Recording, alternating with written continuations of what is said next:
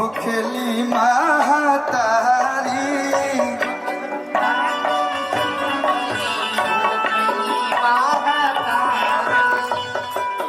अब थोड़ा सा भैया भैया देखिए जो हेलो रमाज्ञा अंकल, रमाज्ञा अंकल इधर हैं, नहीं दिखाई दे रहा ना आप लोग को?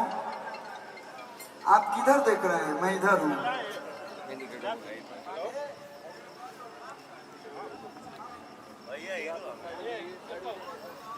हम चाहेंगे मेरे बड़े भैया रितेश भैया, हम बड़े आप गाइए, इसके बाद हम गाएंगे। हर जगह हमारे के तो लोग आगे कर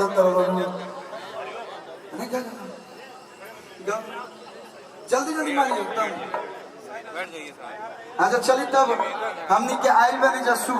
हेलो आई हमनी के आज शुभ कार्यक्रम में आयल बनी जा। देखो बड़ा ही प्यारा गीत दोनों दुल्हा और दुल्हन खातिर। और जब भैया को टाइम मिलेगा तो 2 मिनट के लिए मेरे लिए आ जाएंगे। हाँ के अरे की दुआ बा हमारे आज, दुआ बा हमारे आज, अरे की यह शुभ दिन पे। माई हम बहुत छोटे हैं, हम बस प्रभु से दुआ ही कर सकते हैं।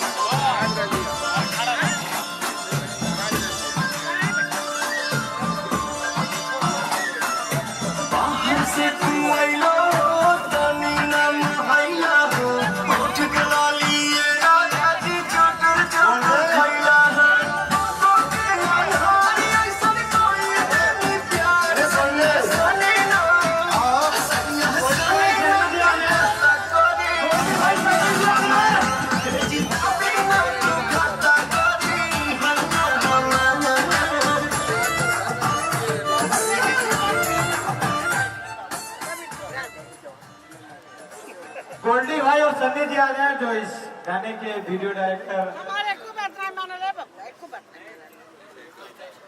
काम नहीं।